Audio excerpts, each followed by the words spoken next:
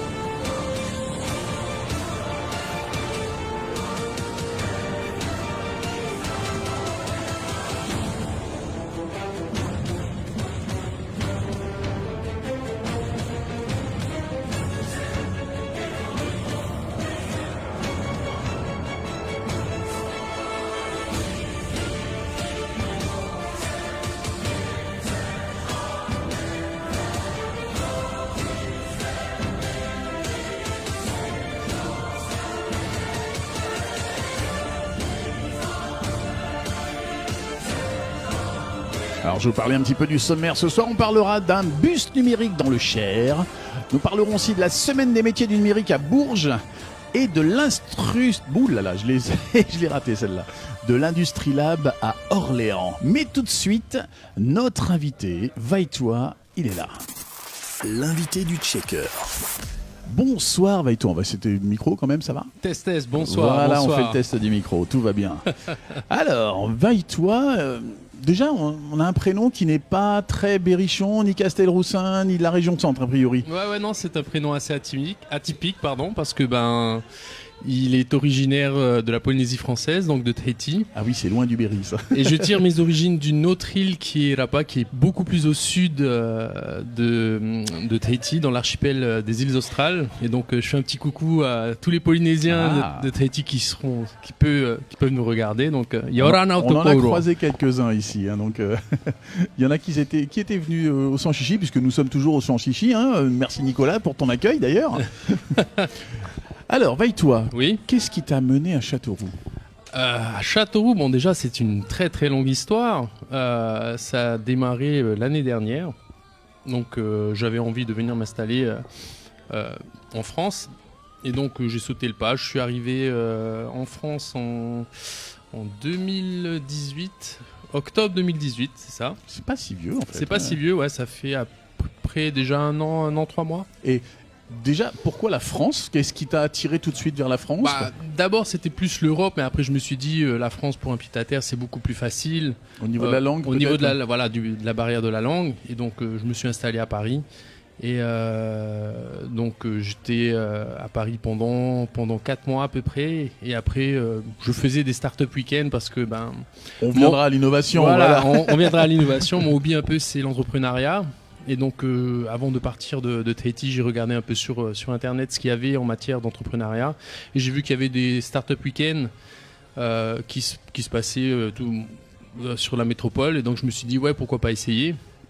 Et donc, j'en ai fait plusieurs, et dont celui de Châteauroux. Donc, ce qui m'a un peu permis de découvrir notre contrée. Le pays Castelroussin. Donc, je savais même pas que les gens de Châteauroux s'appelaient les Castelroussins. C'était une bonne découverte. Et puis bon, je suis ici et je m'y plais bien, c'est pas mal. Alors, les startup week-end, tu les as intégrés dans quel but, toi ? Tu avais des choses à présenter, ou c'était plus en curiosité ? Alors au départ, c'était plus par curiosité pour voir un peu l'écosystème startup, voir un peu comment en France ça fonctionnait. Parce que c'est vrai que c'est un mot que beaucoup de gens entendent, mais on ne sait pas toujours ce que ça veut dire, une startup, ou l'économie des startups. Une start-up, c'est un anglicisme qui a été adopté par tous les entrepreneurs. En fait, c'est ni plus ni moins qu'une création de société. Oui. C'est une société qui démarre en fait. Donc, start-up en anglais, c'est start, qui vient du mot de l'anglais start, démarrage. Donc, c'est une entreprise en démarrage en fait. Mais ça fait plus fashion de dire j'ai monté une start-up. Il y a peut-être un côté geek quand même dans le côté start-up. C'est plus souvent sur des métiers précisément, non ? Alors, parce que imaginons on crée, je sais pas, un ébéniste qui lance sa société, on ne parle pas toujours de start-up dans ce domaine-là.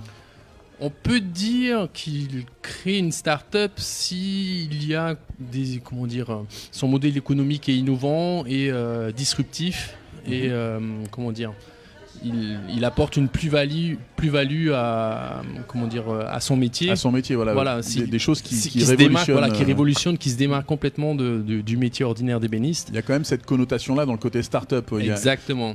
Il y a la connotation innovation, business modèle économique innovant. Donc, on parle plus de start-up dans ce cadre-là, en fait.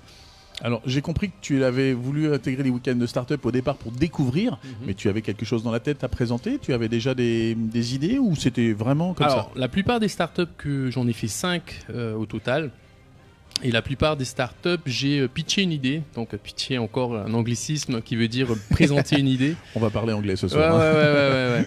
Oui, dans le monde de l'entrepreneuriat, surtout dans le monde de la startup, il y a beaucoup d'anglicismes qui sont utilisés. Ça me rappelle un sketch des Inconnus qui était des comiques français à une époque qui faisait avec des mots anglais, français en permanence dans le dialogue. C'était tout à fait ça. C'est exactement ça. C'est exactement ça. Et donc, j'ai fait les startup week-ends avec des idées dans la tête.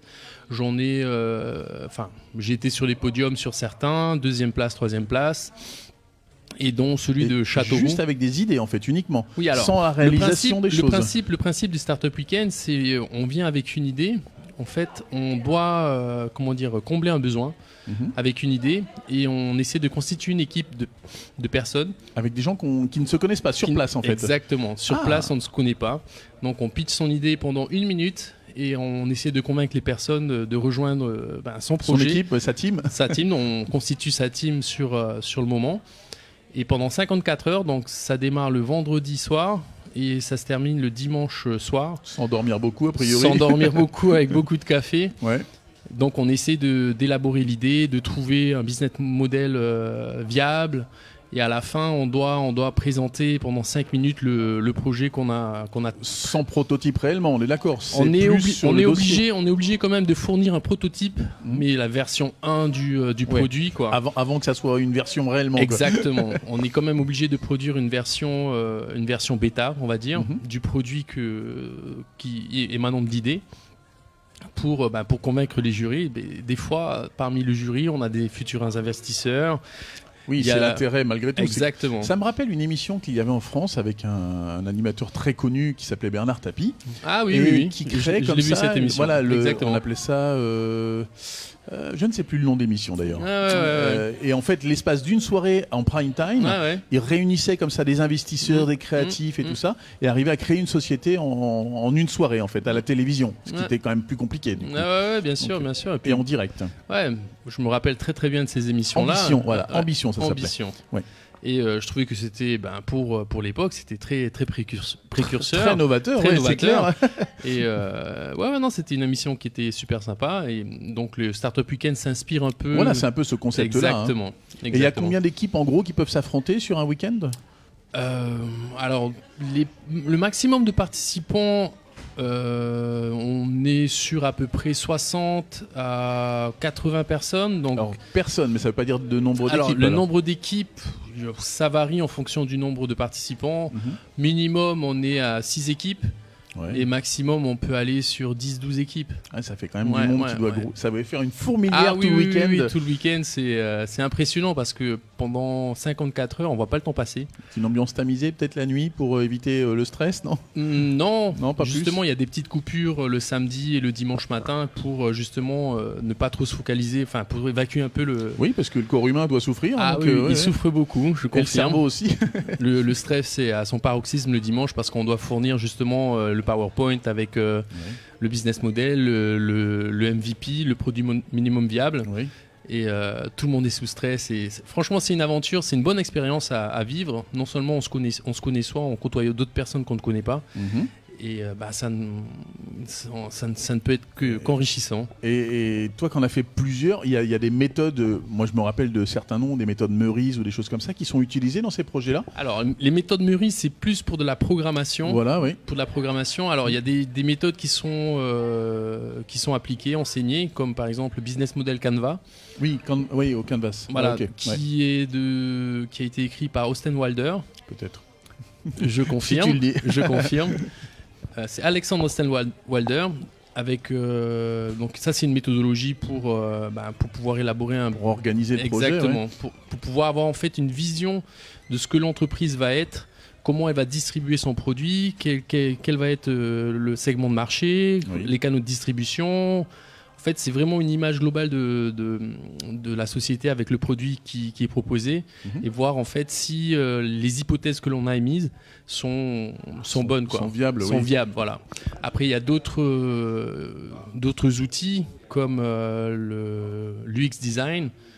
Donc, c'est vraiment, comment dire, c'est la modélisation plutôt, là. On est plus sur la modélisation. Oui, de la modélisation, mais par rapport à l'utilisation d'un utilisateur, en fait. Il faut vraiment... On se met côté utilisateur. On se met côté utilisateur pour que ça soit le plus facile possible, le plus intuitif possible, le plus facile à utiliser. Ouais, toute l'ergonomie en fait. Voilà, l'UX design, c'est ça. C'est l'ergonomie d'une application ou du produit que l'on va vendre. C'est pas toujours pour une application, c'est pour d'autres choses. Ça peut être pour autre chose également, ouais. D'accord. Par exemple, une souris, elle a été designée comme ça parce que le confort de la main lorsqu'elle se pose sur la souris, ça a été étudié justement grâce à l'UX design. D'accord. Enfin, l'UX designer plutôt. Donc, a priori, il y a quand même souvent des projets liés à des applications portables. Alors, de nos jours, en tout cas, oui. Ouais, de nos jours, il y a sur les startup weekends, il y a beaucoup d'applications mobiles, enfin, des projets liés aux applications, liés aux applications mobiles. Mais sinon, on a d'autres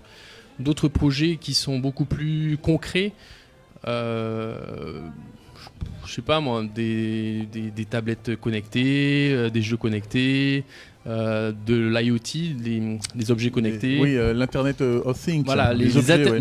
l'Internet des objets en fait. Ouais. Voilà, donc il y a des projets beaucoup plus concrets qui demandent d'avoir du matériel à disposition. Alors, je peux t'annoncer déjà, j'ai eu contact avec le gagnant, le lauréat donc, du Startup Weekend de Châteauroux, D'accord. qui, a priori, viendra nous rendre visite dans quelques temps dans le Checker pour expliquer un petit peu son projet. C'est super parce que l'édition de cette année du Startup Weekend, je l'ai co-organisé avec... Oui, alors voilà, comment... T'as quand même évolué dans ce sujet-là. T'étais venu découvrir les Startup Weekend et tu deviens un membre organisateur, en fait. Exact. Alors, lorsque j'ai gagné le Startup Weekend de Châteauroux, en fait, j'étais toujours sur Paris, et en gagnant le Startup Weekend, j'ai pu bénéficier en fait d'un accompagnement d'entreprise, de montage de projet pour créer... Donc un financement ou un soutien logistique plutôt ? C'est plus une formation. Une formation de 5 jours pour entreprendre. Donc pour structurer son business model, pour faire une petite présentation sur l'étude de marché. Oui. Et donc ça se passait sur 5 jours, mais c'était espacé d'une semaine. Donc c'était tous les lundis. Et moi, je pouvais pas faire l'aller-retour Paris tous les lundis. Oui, du coup, oui. Donc je me suis dit que j'allais rester un petit temps D'où l'arrivée à Châteauroux. Voilà, donc j'allais rester un petit temps sur Châteauroux afin d'éviter de faire l'aller-retour. Donc j'ai pris un Airbnb à Châteauroux et je suis resté en fait 6 semaines. Et donc tous les lundis j'avais la formation et après j'ai demandé à la chambre de commerce si je pouvais faire un stage en interne de mardi à vendredi. Ils m'ont dit ok, d'accord. Ah, en donc interne, d'accord. Donc tu t'es retrouvé stagiaire en même temps qu'élève en fait. Exactement, donc je me suis dit autant faire le stage de 5 jours que j'ai gagné avec le Startup Weekend et d'intégrer une structure à Châteauroux pour pouvoir travailler et me former sur autre chose. Oui, et puis évoluer dans le métier. Exactement. Et donc au terme du stage... Ah non, au terme success story jusqu'au bout alors. Exactement.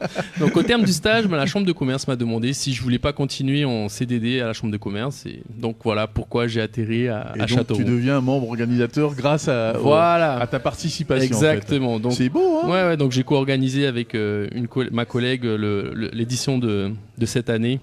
Et ça a été vraiment une expérience riche. D'accord. Je te propose une petite pause musicale. Allez, c'est parti. Le temps de boire un petit coup aussi, puisque nous sommes quand même dans un établissement au son chichi. On va se faire plaisir. On va aller voir Nicolas dans quelques instants. Et en attendant, je vous fais écouter les Monkey Dweez avec Hysteria dans le Checker. C'est parti. C'est parti.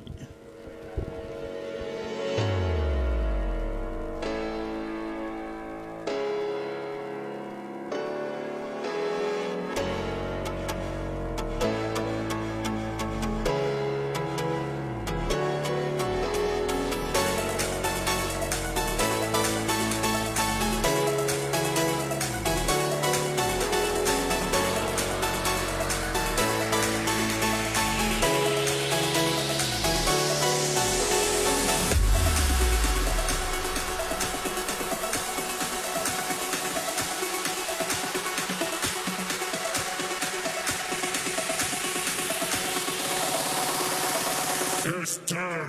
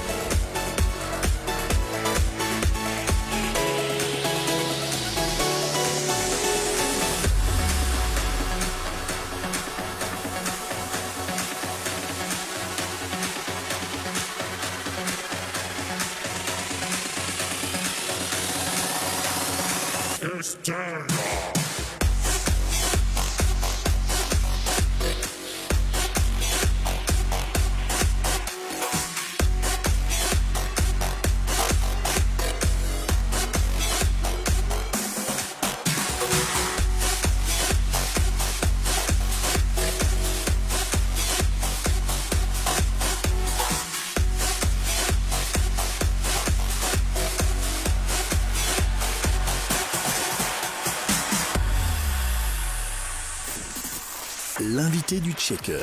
Et oui, l'invité du checker. Donc on retrouve Vaille-toi qu'on vient de découvrir depuis tout à l'heure. Ça va?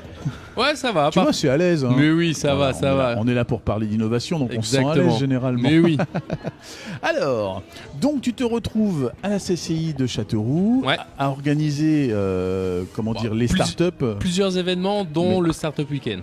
Alors, quel genre d'autres événements organises-tu? Alors, on organise également le Festival du numérique. On regroupe plusieurs sociétés qui travaillent dans le numérique pour faire découvrir en fait les métiers du numérique aux élèves, aux différentes écoles, Jean Giraudoux, Blaise Pascal. D'accord, c'est plus une ouverture d'esprit pour les étudiants en fait. C'est ça, c'est exactement ça. Et donc on a des professionnels comme, on a le Fab Lab de HEI qui est là, Oui, de la j'aimerais CCI bien, qui est là. On va en parler un jour, je pense qu'on va faire une émission avec eux. Ah oui, non, ils sont super c'est intéressants, des gens, ils sont super professionnels. Donc ceux qui souhaiteraient passer au Fab Lab, je fais Mais oui, venir. Là, regarde bien C'est la une caméra, là, association et il y a une adhésion qui coûte pas cher et on est pratiquement ouvert.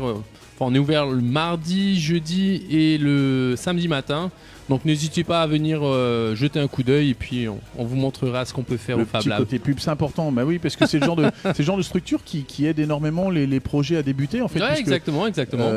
à mon avis, la plupart des Fab Labs ont des imprimantes 3D qui permettent de faire des prototypes en fait souvent. Oui, exactement. Donc, au Fab Lab, on a plusieurs imprimantes 3D, on a une découpeuse laser, on a une thermoformeuse.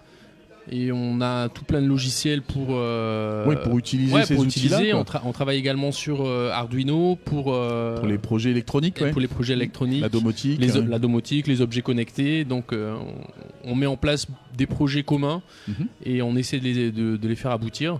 Donc on a une page Facebook. Fab Lab, Berry Lab 36. Donc on prendra note et on la marquera dans les notes de l'émission. Hein. Donc d'accord. Ok. Alors. J'ai quand même noté un truc tout à l'heure, c'est que tu avais été sur le podium de certains Startup Weekend. Ouais. Est-ce que tu avais des projets qui se sont réellement concrétisés ou ça reste actuellement des projets et que tu ne feras peut-être jamais ou je sais pas? C'était des projets pas qui me tenaient à cœur, mais c'était juste pour tester en fait les projets si c'était des projets viables, si financièrement, en parlant de retour sur investissement, c'était viable également. Oui. Mais c'était plus le côté, comment dire, je faisais les Startup Weekend déjà, pour pouvoir m'entraîner sur la prise de parole en public. Parce que c'est quelque chose très bon exercice ce soir, tu vois. Exactement. et je peux voir mon évolution depuis l'année dernière. Écoute, et c'est plutôt pas mal. Je trouve que tu es à l'aise en tout cas. Donc ouais. Et c'est pas évident au début. Je me rappelle de mon premier Startup Weekend, lorsque j'ai pitché, j'étais mort de trouille. Surtout qu'une minute, c'est court. Hein. C'est court, mais on doit être concis, précis. Et il faut s'entraîner. Il faut l'écrire à l'avance vraiment. Il faut quand même l'écrire à l'avance, répéter, parce qu'on apprend par la répétition. Enfin, pour moi, en tout cas, ça marche comme ça. Tu faisais quoi? Tu te filmais, tu t'entraînais? Je m'entraînais devant la glace. Ouais. Et puis, avec la gestuelle qui va bien. Avec un chronomètre. Un chronomètre également, ouais. Et donc il y a que comme ça que j'y arrivais. Et puis lorsque j'ai fait le 2e, 3e, 4e Startup Weekend, j'étais de plus en plus à l'aise avec le public. Bon, je m'inspirais également beaucoup de vidéos sur YouTube.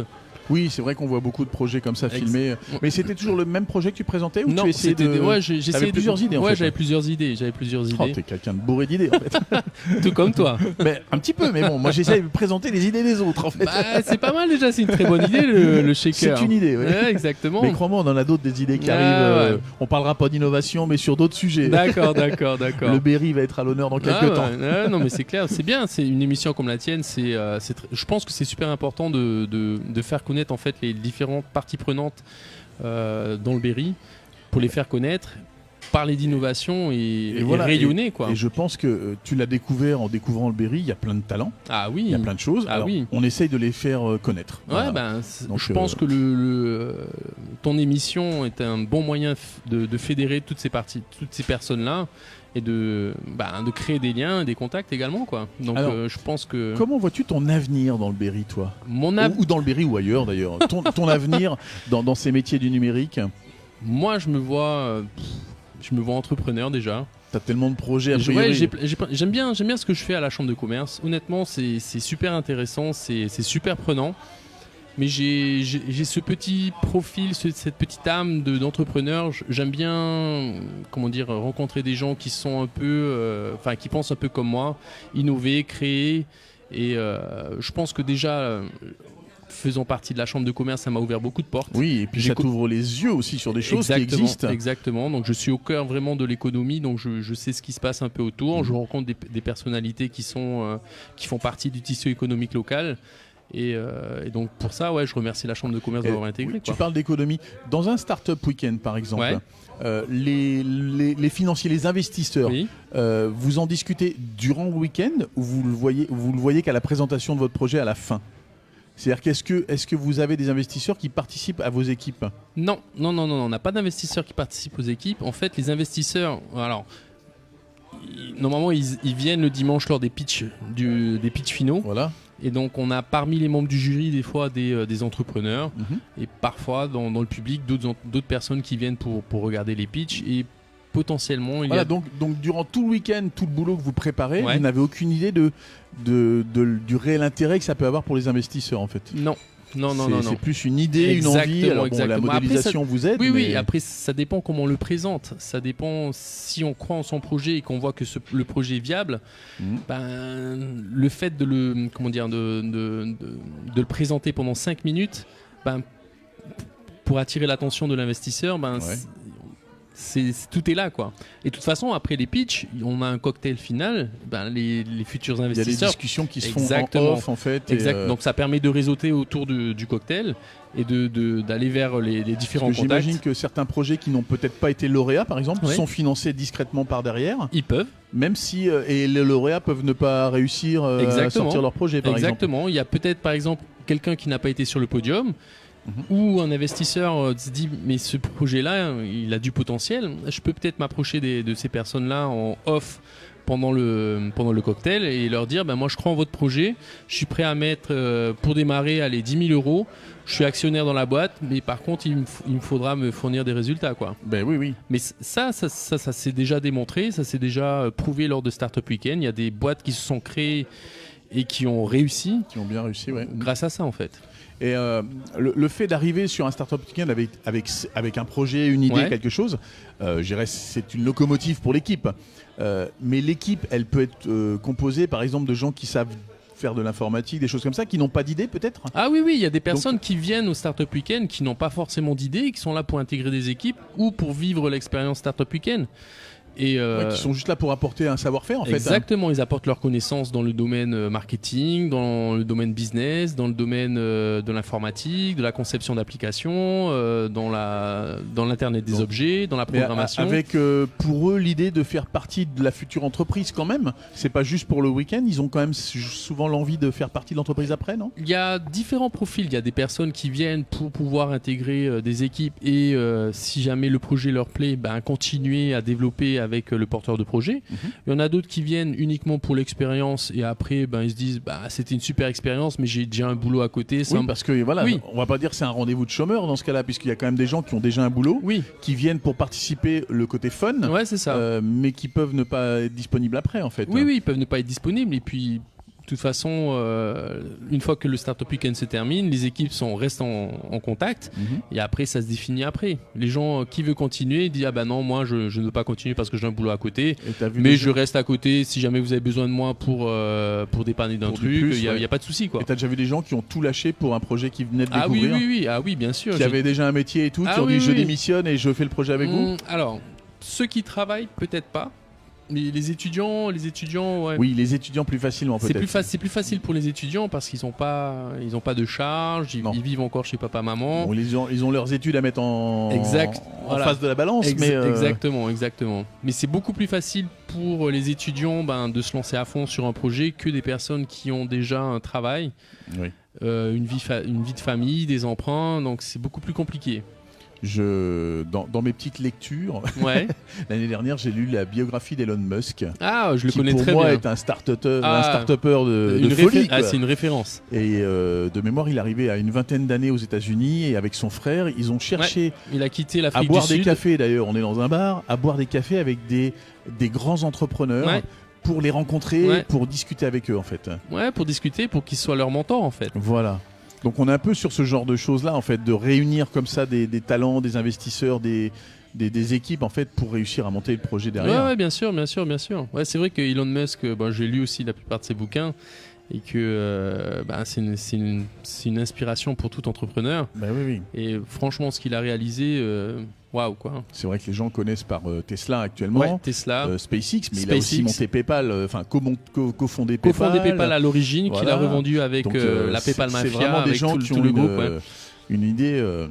Ah oui. Et donc le fait d'avoir revendu, c'est comme ça qu'il a pu remonter en fait SpaceX, Tesla, et dont notamment également avec son frère, je crois, c'est le Solar. Solar Impulse.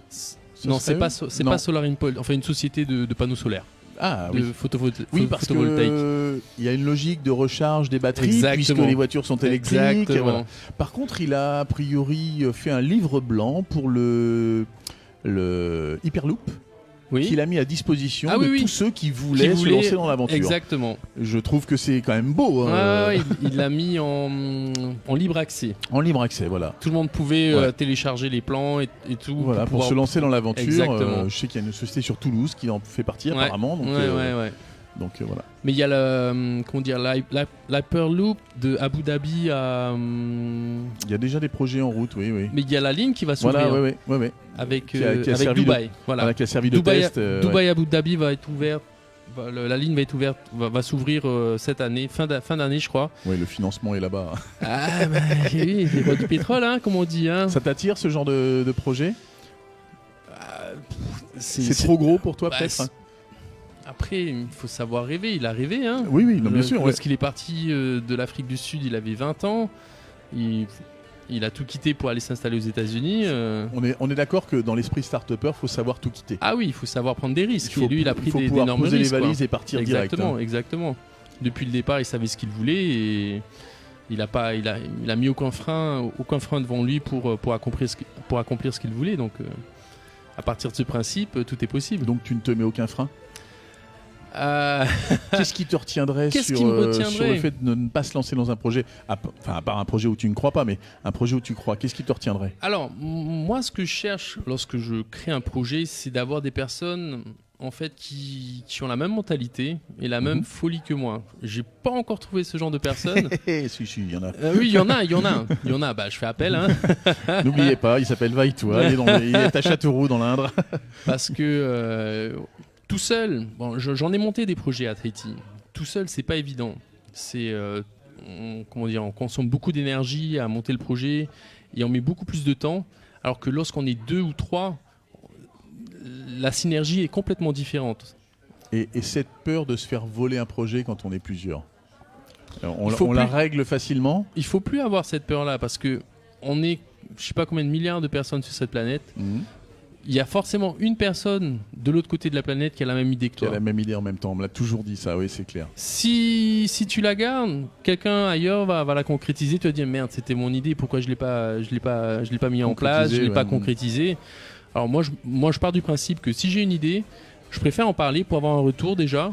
Oui, c'est important. Voir comment les gens perçoivent l'idée et ils disent ah ouais ça peut être une bonne idée. C'est le parcours du créateur ça de parler de son projet, de s'en prendre plein la tête. Ouais. Puisque souvent on se le fait décrier aussi, je pense. Bien sûr.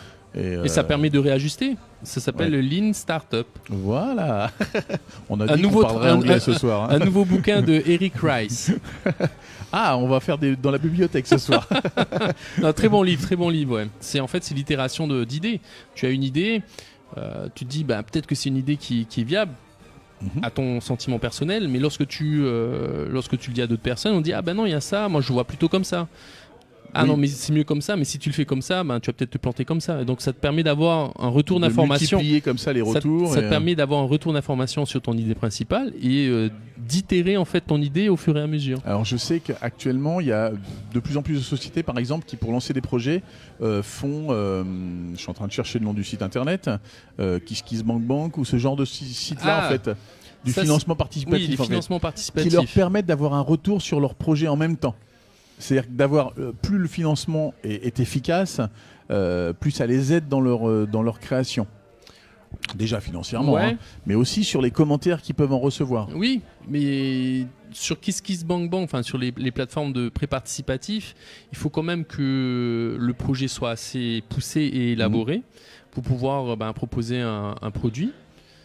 Et à partir de ce produit testé, normalement des tests ont déjà été faits en amont Oui. sur le produit pour dire oui c'est un produit viable. Mais maintenant comme Oui, on est à l'étape 2 du start-up, là, Exact. on est d'accord. Oui, hein, là, c'est... Enfin, à Non. l'étape suivante. Oui, quoi. bon, c'est l'étape levée de fonds. Voilà, Levée de fonds, financement. tout à fait. Et donc, une fois qu'on a fait ce retour d'information, point de vue marketing, et puis, comment dire Modélisation des produits, voilà. donc prototypage. prototypage, on va sur ces plateformes pour pouvoir, au lieu de passer par un parcours classique banque pré-bancaire, Ouais. bon, on part, Business Angel ou ce genre de choses. voilà, hein. on passe directement par une société pas de levée De fonds, financement, de, ouais. voilà, de Bah, pré-participatif. Voilà, ouais. Je sais Avec qu'il y en a un autre contrepartie. très connu. Je suis en train de chercher le nom depuis tout à l'heure. C'est pas KissKissBankBank, il y en a un autre qui est très connu aussi. Kickstarter. Kickstarter, voilà. Ça devient même un verbe d'ailleurs, le Ouais, kickstarter quelque chose. Donc, Ouais, Kickstarter, ouais. ça, c'est quelque chose que tu as en tête pour un projet à toi ou pas encore? Non, pas encore. J'ai plusieurs idées, plusieurs projets. Et le souci, le problème, c'est qu'il faut en choisir un. Et Se mettre caler tous dessus. ses moyens dessus. Ouais. Exactement. Parce que sinon, on s'éparpille et on dilue en fait son énergie. Est-ce que tu as le droit de parler à l'antenne d'un projet que tu as déjà ou tu préfères les garder pour le moment c'est encore trop imprécis? Non, j'en ai plein. Oui, plein. oui, mais il n'y en a pas un qui te sort un peu du lot. Tu t'es dit celui-là, faut vraiment que je le fasse dans les mois ou années qui viennent? Alors dans l'année, j'en ai un mais c'est pas pour la France, c'est plus pour Tahiti. Ah, justement, bon, voilà. je Le pense- retour aux sources. Je pense que s'il y a des téléspectateurs de Tahiti qui vont C'est entendre. l'avantage des podcasts, c'est que ça se diffuse petit à petit. Donc Ouais, peut-être ouais. que ce soir il n'y en a pas, mais sur les mois qui viennent, peut-être qu'il y en a qui vont l'écouter. En fait, le sport national à Tahiti, c'est la pirogue. On appelle ça le VA. Oui, Et d'accord. donc, Un peu ce qu'on a à l'aviron chez nous. exactement. Et je me suis rendu compte en fait qu'on a une place à Tahiti qui s'appelle le Parc Paufei, où sont entreposées les pirogues. Mais la plupart des personnes n'ont pas d'emplacement pour pouvoir poser leur pirogue. Donc Donc parking. voilà, un parking de pirogues. Et donc, il y a plusieurs personnes qui viennent avec leur propre pirogue, qui trouvent un parking, ils doivent descendre la pirogue qui fait à peu près 3,50 m de long. Oui, et puis des centaines de kilos, j'imagine. Non, Ça reste. non, ça reste super léger. ouais. Ouais, mais bon, à bras d'homme, descendre la pirogue dans l'eau et puis partir faire son sport pendant une heure, oui. une heure et demie, revenir, nettoyer la pirogue et tout. Donc moi, je me suis dit, mais pourquoi ne pas faire un genre de box de pirogue avec une location à la sortie. Un peu comme des containers. Ouais, un genre de conteneur Qu'on avec. puisse transposer sur le sol ou Oui, dans l'eau uniquement. Non. En fait, on aurait un conteneur avec les pirogues entassées dans le conteneur. Mhm. Et donc, lorsque quelqu'un voudrait faire une sortie, il vient avec soit son smartphone ou un badge parce qu'il a payé au mois ou à la sortie, Ouais.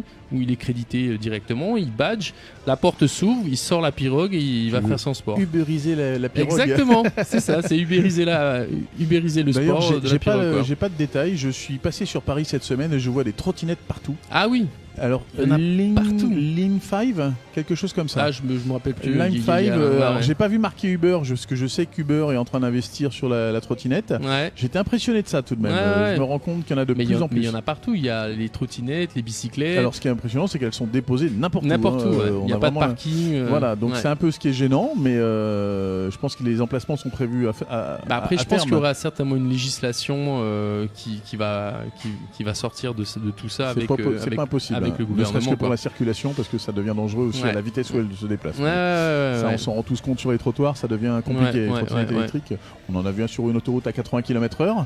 Ah ouais. Oui, il y a eu un youtubeur qui s'est amusé à faire ça et à mon avis, il va se faire mal voir derrière. D'accord. 80 km/h pour une trottinette, ça fait beaucoup. Ah, ça fait. Ah, bah, Surtout sans très peu de protection, même s'il a un casque, ça fait. Ah ouais, effectivement, ouais, ça Donc, fait beaucoup. Voilà. Est-ce qu'on a fait le tour du sujet? Qu'est-ce que tu aurais d'autre à nous préciser? Qu'est-ce que j'aurais d'autre à Dans préciser? ton avenir ou je sais Ah pas, non. ou sur ton vécu tu me parles de retour aux sources par rapport à la Polynésie. Est-ce que tu veux continuer de travailler à distance pour la Polynésie avec des projets comme ça ou Mhm. réellement pourquoi pas te réinstaller là-bas un jour? Ah, je pense que mon séjour en France, pour l'instant, est temporaire. 5, 6 ans, 7 ans, je sais pas encore. Mais oui, certainement, je retournerai un jour à Tahiti. 6 ans, c'est long pour une start-up, attention. Hein. Oui, pas forcément qu'une seule. Non, justement, voilà. Et ouais, monter en compétence ici en France, rencontrer des start-upers, des personnes, et se créer son réseau de start-upers ici pour pouvoir après rapatrier toutes les connaissances que j'aurais acquises ici à Tahiti, mettre tout ça au bénéfice de la Polynésie. Eh ben, j'ai peut-être oublié une question au début de ma présentation. Vas-y. Qu'est-ce que tu as comme études pour en arriver là? Ah, oulala, ça c'est. Il faudra refaire une autre émission du Shaker pour tout ça. Je prends note. Ah ouais, j'ai un parcours assez atypique. J'ai un BTS électrotechnique. Il y a quand même un peu de base là-dessus tout de même alors. Oui, un petit peu de base. Électrotechnique, on touche un peu à la domotique ou ce genre de choses. Oui, on s'en approche. Les bases, on va dire. Ouais, électrotechnique. Après, je suis parti en Australie 2 ans. J'ai fait un diplôme de multimédia. Ah oui, en plus. Donc il y a l'aventure côté Australie en plus. Ouais, c'est ça. Et le côté multimédia par-dessus. Ouais. Multimédia. Ensuite, je suis retourné à Tahiti. J'ai passé une licence de comptabilité. C'est bien de pouvoir gérer les affaires. Parce que je me suis rendu compte qu'en entrepreneuriat, on a beau être, spécialiste dans, par exemple, l'électrotechnique. Dans son métier, en tout cas. Dans son métier, on a quand même besoin de base du domaine comptable. De gérer l'entreprise. De comprendre un bilan, de savoir établir un business plan, un prévisionnel sur 3 mois, ne serait-ce que pour pouvoir avoir le même langage avec le banquier. Même si on s'en occupe pas en permanence, mais Exactement. au moins pouvoir mettre le nez dedans et comprendre. Pour le banquier c'est simple. Tu parles chiffre, tu comprends chiffre, c'est bon. Ouais. Ah ça rassure un banquier aussi. Ça rassure un banquier parce que tu vas lui parler de besoin en fonds de roulement, il va savoir ce que c'est, il va se dire ah ok, il sait c'est quoi un besoin en fonds de roulement. Le prévisionnel sur 3 ans, d'accord, et ta trésorerie. Donc tous ces termes techniques-là, le banquier, lorsqu'il l'entend de ta bouche, il va se dire ok, il connaît tous ces termes, il sait me le présenter, ok, ses hypothèses basses, ses hypothèses hautes sont raisonnables par rapport au marché, parce que lui, bien sûr, il a des données en banque par rapport à des secteurs d'activité. Des statistiques, des exactement, choses comme ça, donc tu peux pas trop le bananer non plus. On est plus crédible avec ça. Ouais, exactement, et c'est beaucoup plus facile après pour avoir des financements. Moi, je me rappelle lorsque j'ai monté... mon food truck à Tahiti. Ah, c'est un des projets alors celui-là. Oui, c'était un des projets, oui. Lorsque il y avait le forum pour entreprendre, je me suis présenté avec mon business plan, avec le plan comptable, le prévisionnel et tout. J'ai fait les tours de toutes les banques. Et ils m'ont tous regardé avec des grands yeux, ils m'ont dit c'est vous qui l'avez fait tout seul ce truc? Je dis vous avez fait oui. Faire ça chez qui? Ouais. Je dis non, je l'ai fait tout seul. Ah ok, d'accord, tenez, voilà ma carte, on prend rendez-vous tout de suite, il n'y a pas de problème. Il y a une crédibilité qui s'installe direct. Exactement, et donc l'emprunt, j'ai eu l'emprunt, toutes les 3 banques étaient d'accord, et après il fallait faire jouer la concurrence. Pour faire baisser les taux, les frais de dossier, tout ça, il faut le connaître. Oui, il faut savoir de quoi on parle. Oui. Le métier en lui-même, mais la gestion du fonctionnement après. Bien sûr. J'ai un ancien patron qui en fait était tout seul à gérer son entreprise, comprenait ces choses-là. Il m'a dit j'ai commencé à gagner de l'argent au moment où j'ai embauché mon comptable à mi-temps.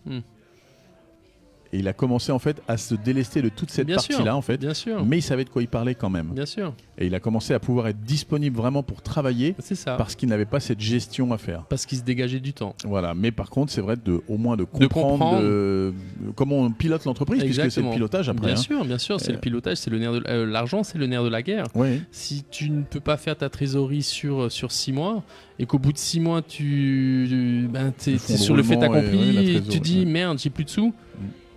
C'est banqueroute. Et c'est souvent ce qui se passe avec des gens qui ont de plus en plus de travail. Ils se rendent compte qu'ils ont de plus en plus de frais. Et du coup, ils ont mal calculé leur fonds de roulement et leur trésorerie. Et en France, il y a une particularité qui est différente de celle de Tahiti, c'est qu'en France, on a beaucoup de charges sociales, on a... l'impôt sur le revenu. Oui. On a prélevé à la source depuis peu. Ouais, prélevé à la source depuis peu. Et à Tahiti, le mode de fonctionnement est beaucoup plus simple. Ouvre-nous les yeux, vas-y. On n'a pas l'impôt sur le revenu à Tahiti, ça n'existe pas. D'accord. La taxe d'habitation, ça n'existe pas. Oui. Il y a l'équivalent d'une TVA peut-être. Oui, on a la TVA, on a l'impôt foncier. Oui. Mais c'est tout. Ah, donc monter une entreprise là-bas est plus facile de ce niveau-là. C'est plus facile, mais on a quand même des taux. Alors, non, on a des taux qui sont moins élevés que. Moins élevés. Pour les charges patronales, on a des taux moins élevés que ceux de la France. D'accord. Ouais. Et donc, tu peux. Mais le marché n'est pas le même non plus. Non, le marché n'est pas le même. On a 250 000 habitants. Oui, ça y fait. Sur toute la Polynésie française. Donc, rien que Tahiti, l'île de Tahiti, je pense qu'on est à 145 000. Je sais pas si je dis des bêtises, mais je pense que ça doit être ça. Ça a dû augmenter depuis hier. Hein. Ouais. On a depuis 2 ans un incubateur qui a vu le jour au sein de la CCISM, parce que la CCI en France Oui. et la Chambre des métiers, c'est 2 structures différentes. Oui. À Tahiti, ces Ils 2 sont structures sont regroupées en une d'accord. seule. Et donc depuis 2 ans, on a un incubateur qui s'appelle Prism, qui accueille chaque année des porteurs de projets qui sont incubés pendant 6 mois. D'accord, Et donc, avec des locaux et Ouais, ce des qui leur locaux. permet de débuter vraiment Exactement, leur activité exactement, à moindre frais. En fait. Exactement. Et bon, je suis de très près l'économie de Tahiti.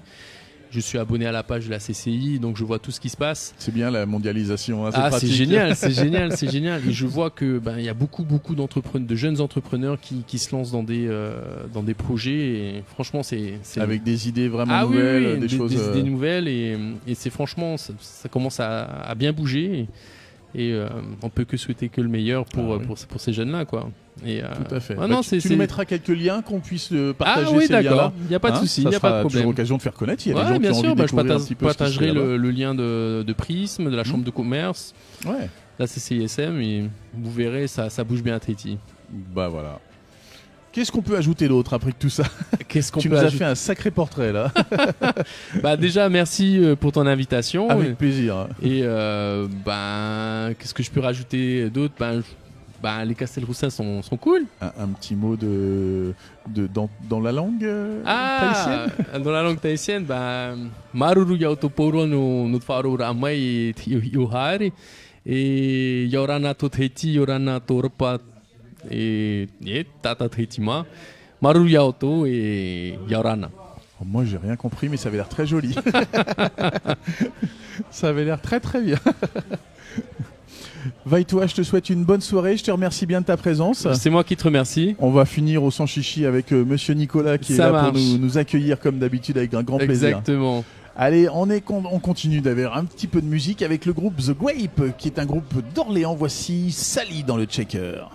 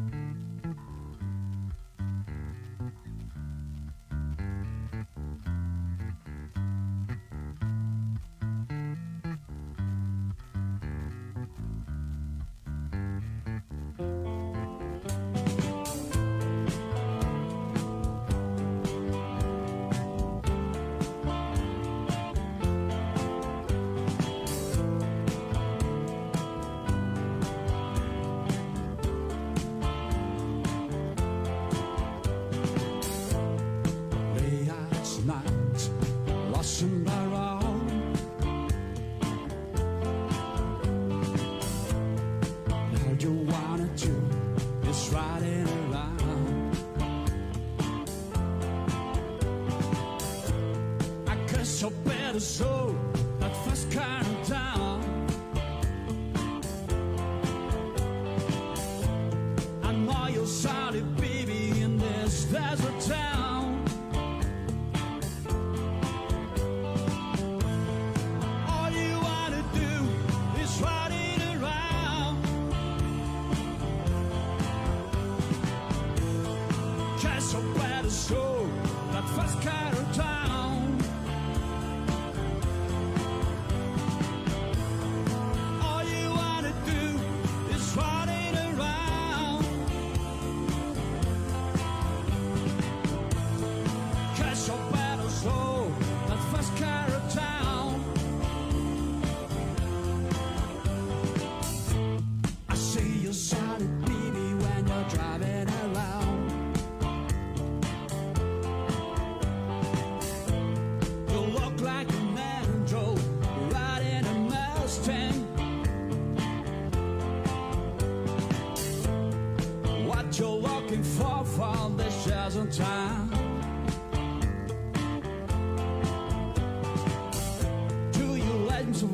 something when the morning comes.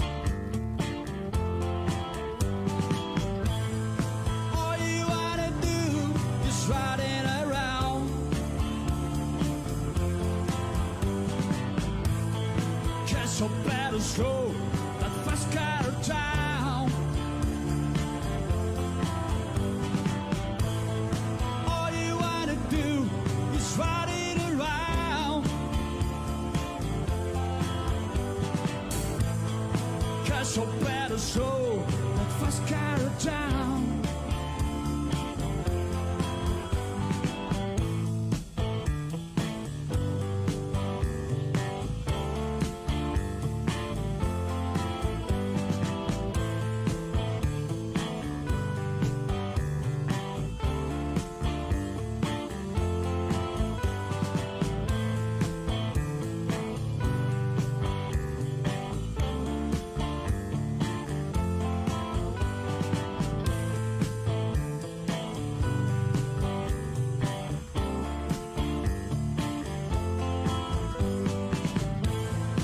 All you wanna do is riding around. Guess you better slow that fast car down. All you wanna do is riding around.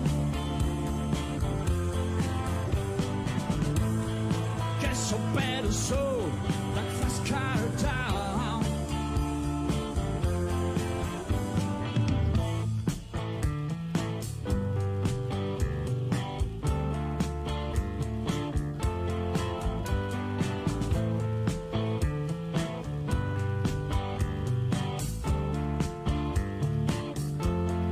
Yeah, yeah.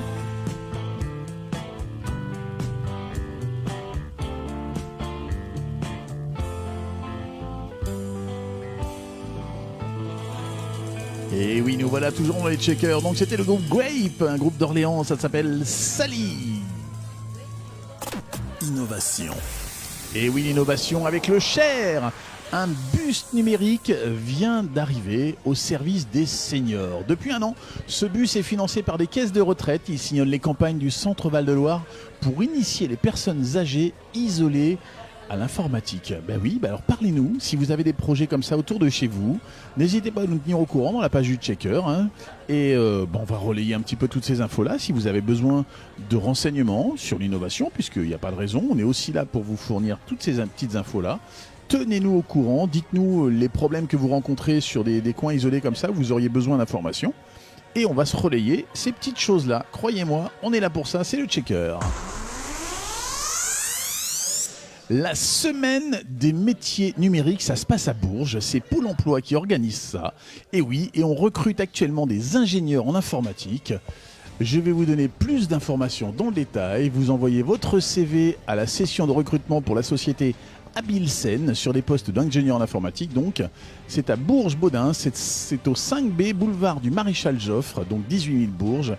Les places sont limitées, attention, vous pouvez réserver votre place, mais contactez votre conseiller Pôle emploi pour plus de détails.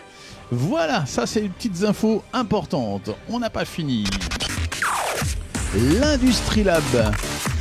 On en parlait tout à l'heure avec Vaitois. L'Industrie Lab, on appelle ça un Fab Lab. Et il y en a un sur Orléans qui est très actif. Je n'ai plus les informations dans le détail. La tech me lâche. Manquait plus que ça. Voilà, donc renseignez-vous. Il s'appelle l'Industrie Lab. Il est à Orléans. Et je vous en donnerai plus quand j'aurai quelque chose à l'écran. C'est ça la tech aussi. Il y a des fois ça marche, des fois ça marche pas. Et puis c'est ça qui est drôle. On continue toujours dans les checkers. Le Checker de la tech. Le Checker de la tech avec le groupe Hear the Silence. Pour cette clôture, ça s'appelle Addiction.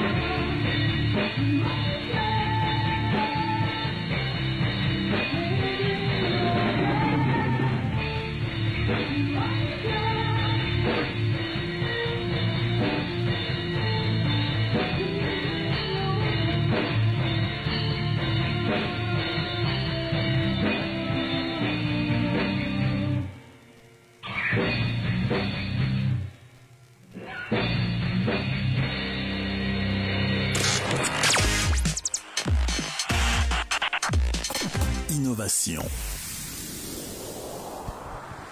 Et oui, l'innovation, je vous en parlais à l'instant avec le Fab Lab d'Orléans qui a ouvert ses portes. J'arrivais pas à avoir l'information. Il s'appelle l'Industrie Lab.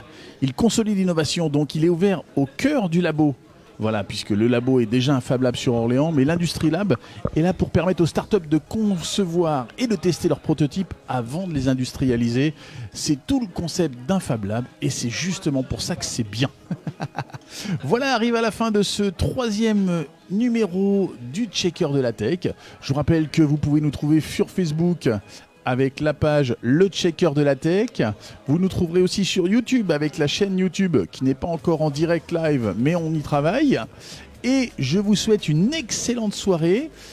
Dans quelques temps, vous allez voir, on va avoir d'autres innovations ici puisqu'on va parler de béchamel dans quelques temps. Vous allez voir, il y aura des émissions comme ça. Je vous souhaite une bonne soirée. Le Checker de la Tech se referme et je vous souhaite une bonne nuit. Le Checker de la Tech.